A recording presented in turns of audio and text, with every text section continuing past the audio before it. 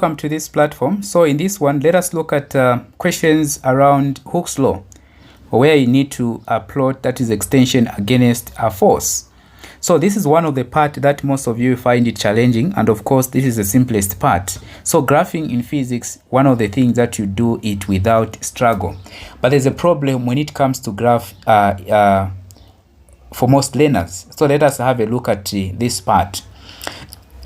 So a learner carried out a Hooke's law experiment and obtained the following results, as you can see.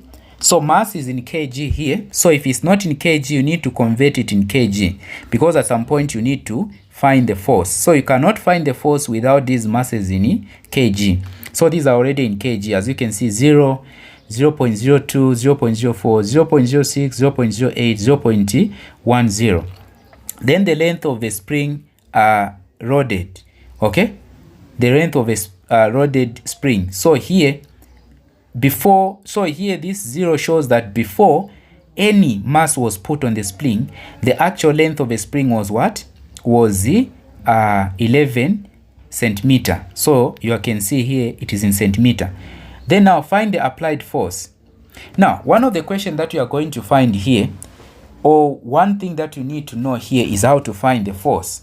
So if you are given the masses in kg, to find the force, you just simply multiply the masses by 10. I get that is the easiest part to do. So let us look at this one. So let us find the force, or fill in the part for force. So this is 0 for mass. So this one, 0 multiplied by 10, is going to give us 0 to start with. Then this one multiplied by 10 to give us 0 0.2, 0 0.4, 0 0.6, 0 0.8, that is 1.0 multiply, that is 0.10 multiply 10 is just going to give us a 1. Some of you might ask, where are we getting this? We are just simply multiplying these masses by 10. So multiply by 10, multiply by 10, multiply by 10, because we are finding force, which is just the same as weight, multiply by 10. Now, when it comes to extension, there's a problem. Extension, you need to know that the spring, you need to also always to go back to the actual length of a spring. And the actual length of a spring, when you see the 0 here in terms of mass, this means that before they put any mass on the spring, the actual length of a spring is 11 as given. Now, after putting a 0.2 kg, the spring increased in length. So it increased in length. It went to what? 12.1. Now, extension is just an extended length. So from 11, what was extended? What was an extension? So always this length or new length, you always subtract the original. So if we are to subtract 12.1 minus 11, it's going to give us 1.1. But here, pay attention, you are given that we need to record the extension in millimeter. So you don't just end by subtracting direct and leave it there. You need to multiply those length by 10, because 1 centimeter is equals to 10 millimeter. I guess you know that conversion. So this one is going to be 11. That is 1.1 multiplied by 10 is 11. And by the way, on the first part here, there's no extension since the length was the same one. So nothing was on it. So there was no extension. So we put a 0. Then for this one, 13 minus 11. So we continue subtracting 11. 13 minus 11. So 11 minus 11 minus 11 minus 11. We are removing the length of the actual. So minus 11. So this one is going to give us 13 minus 11 to be 2.2. Multiply by 10 to be 22. Then 14.3 multiplied by, minus 11 to give us 3.3. Multiply 10 to give us 33.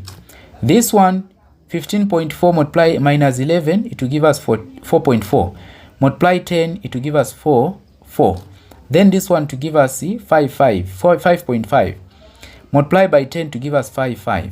So now this table is the one that you copy and complete on the diagram. Just this part for applied force and the extension.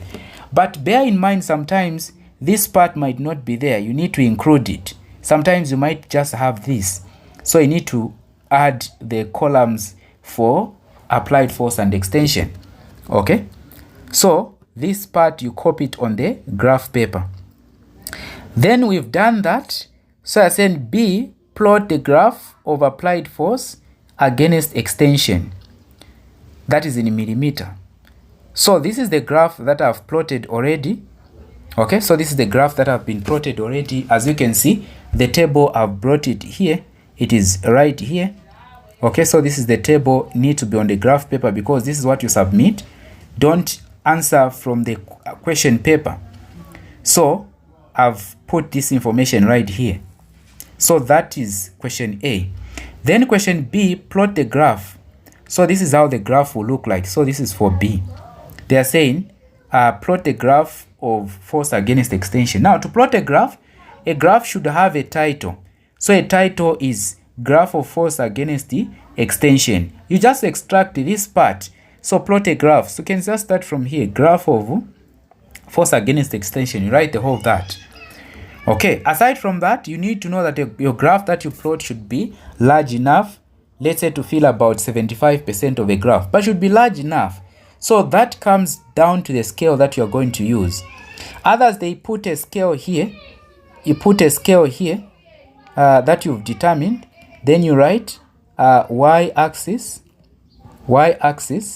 equal to, then x-axis equal to, but you can also put here in the y-axis and x-axis. As you can see, I've put my scale here. Now, how do you determine the scale? So the scale that you are going to use, the way you determine it, you look at the information that you have. So for me here on applied force, I have 0, 0.2, 0.4. So these I can just look at them more like they're just 2, 4, 6. And now each box here, the big one, you know that is a 2 centimeter. So for me, I've said 2 centimeter is equals to 0.2, which means the next one will be 0.4, 0.6. So I'll continue adding a 0.2. Now you need to make sure that all your numbers are squared up. If they are not, then the scale, you need to adjust it, okay, upward or downward. So for this one, it has accepted 0.2, 0.4, 0.6, 0.8, then 1. So on the y-axis, that is the force. Then on the x-axis, on the extension in millimeter, I've used 11, 2 centimeter to represent what? 11 millimeter. So I've put 11, 22, 33, just continuing adding an 11. So it doesn't have to be 11, 33, then 44. There's no consistency there. So the first part here determines what you're going to do the next one, because these boxes are equal. So if you put 11 here, which means the next one should be double 11, which is 22, triple 11, you 4 11, then 5. Okay, so this is the graph that I've come up with. Okay, then now on the graph, what am I supposed to put on the graph? From the graph, determine the spring constant. So this is question C. So question C, I can put it here. Now the spring constant, which is K, is equals to force over effort. So I can just pick any of the point. This is the extension, not effort, please. Extension. So this is extension. And the corresponding force is this one. So I can use, because a spring constant is just a number, more like it's constant. It's the same at all point. So force is 0.2 divide, that is divide 11. Okay. And if I divide here, what am I going to have? That is 0.2 divide 11.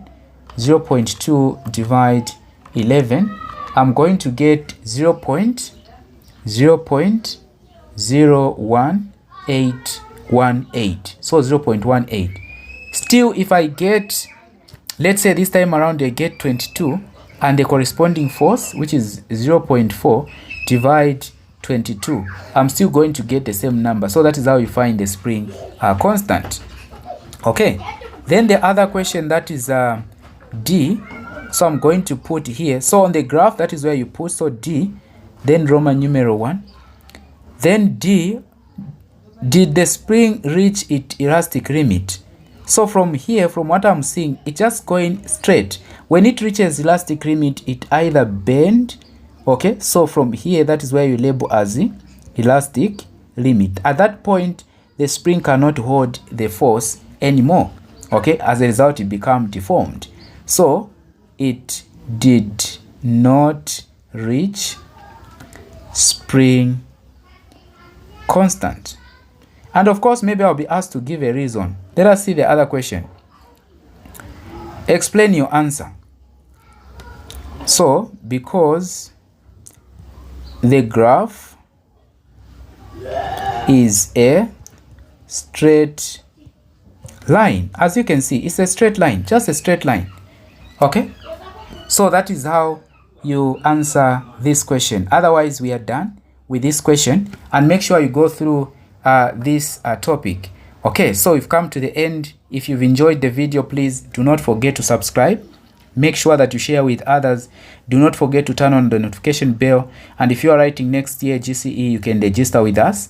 Contact the number 0976 402563.